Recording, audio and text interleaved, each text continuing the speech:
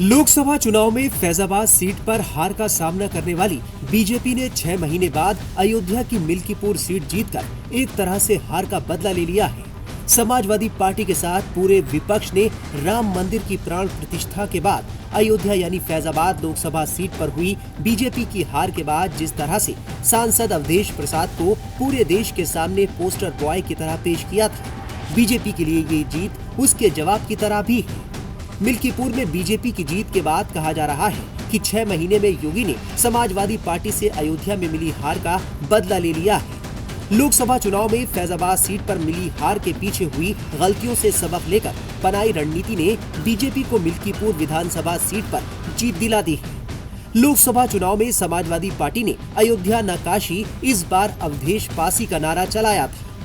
मिल्कीपुर उपचुनाव में बीजेपी उम्मीदवार चंद्रभानु पासवान 60,000 से ज्यादा वोटों से विजयी हुए हैं। मिल्कीपुर उपचुनाव के लिए बीजेपी ने पूरी ताकत झोंक दी थी। बीजेपी की तरफ से सीएम योगी ने प्रचार का मोर्चा संभाल रखा था। अयोध्या की मिल्कीपुर सीट पर हुए उपचुनाव के लिए बीजेपी ने पुराने धुरंधरों के बजाय नए चेहरे चंद्रभानु पासवान पर दांव खेला था। समाजवादी पार्टी पहले ही सांसद अवधेश प्रसाद के बेटे अजीत प्रसाद को यहां से उम्मीदवार घोषित कर चुकी थी। जीत के बाद बीजेपी उम्मीदवार चंद्रभानु पासवान क्या बोले, सुनिए। मैं मिल्कीपुर की सम्मानित देवतुल्य जनता के चरणों में प्रणाम करता हूं। जिस तरह से उन्होंने मोदी जी और योगी जी के कुशल नेतृत्व से प्रसन्न होकर और जो सरकार द्वारा जन कल्याणकारी योजनाएं चलाई जा रही हैं उसको हम लोग ने जन जन तक पहुंचाने का काम किया। इस तरह से मिल्कीपुर की जनता ने अपना आशीर्वाद दिया, उसके लिए बहुत बहुत धन्यवाद, आभार व्यक्त करता हूँ। इसका श्रेय मिल्कीपुर के देवतुल्य जनता को। वहाँ की जो भी मूलभूत सुविधाएं हैं उस पर विकास काम का सब पे काम किया जाएगा। अवधेश प्रसाद की तरह चंद्रभानु पासवान पासी समाज से आते हैं। वो रुदौली के परसौली गांव के निवासी हैं। चंद्रभानु पासवान पेशे से वकील हैं। अयोध्या की रुदौली से 2 बार जिला पंचायत सदस्य रहे हैं और अभी उनकी पत्नी जिला पंचायत सदस्य हैं। चंद्रभानु बीजेपी की जिला इकाई में कार्य समिति के भी सदस्य हैं। 2024 के लोकसभा चुनाव में वो अनुसूचित जाति संपर्क प्रमुख रहे। उनके पिता बाबा राम लखन दास ग्राम प्रधान हैं। चंद्रभानु पासवान का पूरा परिवार साड़ी के बिजनेस में सक्रिय है। वो सूरत के अलावा रुदौली में भी साड़ी का कारोबार करते हैं। चंद्रभानु पिछले 2 साल से मिल्कीपुर विधानसभा सीट पर एक्टिव थे। चंद्रभानु बीकॉम, एमकॉम और एलएलबी हैं। जानकारों की माने तो मिल्कीपुर सीट के लिए बीजेपी के टिकट के करीब आधा दर्जन दावेदार थे, लेकिन उन सभी को पीछे छोड़ते हुए चंद्रभानु ने बाजी मारी। इस सीट पर सीएम योगी आदित्यनाथ समेत कई मंत्रियों ने जमकर चुनाव प्रचार किया था। वहीं सपा ने भी कोई कोर कसर नहीं छोड़ी थी। अखिलेश यादव, डिम्पल यादव समेत कई तमाम बड़े नेताओं ने अजीत प्रसाद के समर्थन में रैली और जनसभाएं की थी, लेकिन अंत में जीत बीजेपी के खाते में गई। अवधेश प्रसाद को मैं इतने कह सकता हूँ कि यहाँ के लोकप्रिय सांसद हैं। सांसद की गरिमा है। सांसद की गरिमा और महिमा के अनुसार उन्होंने काम नहीं किया, जिसके नाते लोगों ने नाराजगी आई और उन्होंने उसका जो एक हाई प्रोफाइल रोने वाला ड्रामा किया, उससे और वहां की जनता को तकलीफ हुई।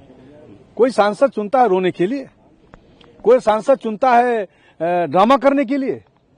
ये पहली घटना है इस देश के अंदर में कि कोई सांसद लगातार झूठ की मशीन की तरह झूठ बोलता हो।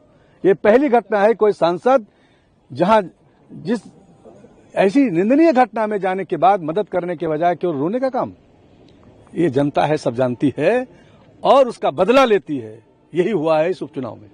ये लोकसभा के नतीजे आए थे, उससे जो है अब तो एक तरह देखा जाए तो परे सारी चीजें आपके पक्ष में आ रही। देखिए, लोकसभा के चुनाव के समय समाजवादी पार्टी ने एक तरह से भ्रमित करने का, धोखा देने का जो काम किया था वह प्रमाणित हुआ और अब उसी नाते जनता ने उसका बदला लिया। क्या लगता है 27 के रास्ते खुल गए हैं? जो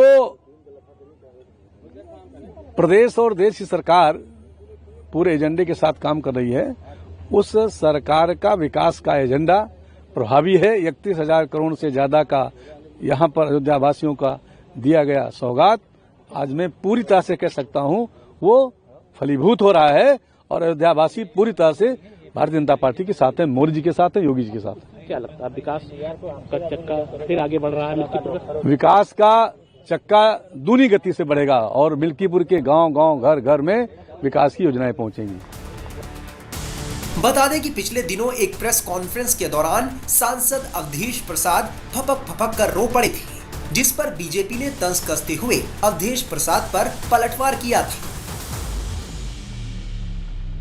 हिंदू धर्म को हमने देखा है, उसका हम पालन करते हैं, लेकिन कल जब देखा कि जीसीबी लगा करके हमारी दलित बेटी को दफनाया जा रहा है, मां को देखने का, किसी को गांव को देखने का अधिकार नहीं किया गया, पुलिस अपने सामने करवा रही। जीसीबी हमने या तो देखा था जब गौशालाओं में हमारी गायें पानी बगैर, खाना बगैर, दवाई बगैर, उपचार बगैर मरती हैं, तो मैंने बैसिंग में जाकर देखा था, जो हमारे संसदीय क्षेत्र में है, गायों को दफनाते हुए जीसीबी के द्वारा।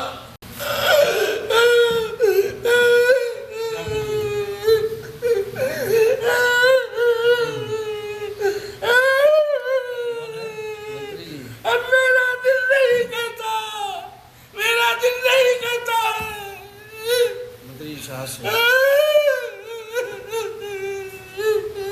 इतना बहुत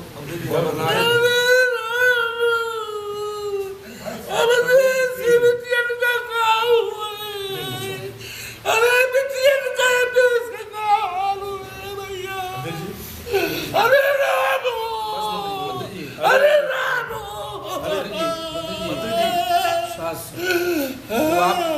आप उसकी लड़ाई लड़िए, लड़ाई लड़ी जाएगी, सब लोग साथ। उस लड़ाई को आप लड़ेंगे, उसको न्याय उसके न्याय दिलाया जाएगा। हमें जाने दो दिल्ली लोकसभा में जाने दो, मोदी के सामने हम बात रखेंगे, न्याय न मिला तो हम इस्तीफा दे देंगे, लोकसभा से हम इस्तीफा दे देंगे। हम बचाने में, हम बेटी की इज्जत बचाने में नाकामयाब हो रहे हैं। इतिहास क्या कहेगा? मारामारी में इतिहास सैकड़ों साल बाद क्या कहेगा? थे, आप बहुत लड़ाई लड़े हैं मंत्री, कैसे बिटिया के साथ ये हो गया? रामो, आपने कितने लोगों को न्याय दिलाया? बहुतों को आपने न्याय दिलाया है, फिर न्याय मिलेगा। आपने बड़े से बड़े मामले दिलाया, लेकिन ये तो इतिहास का सबसे बड़ा मुद्दा हो गया, सबसे बड़ी घटना है, बहुत बड़ी घटना।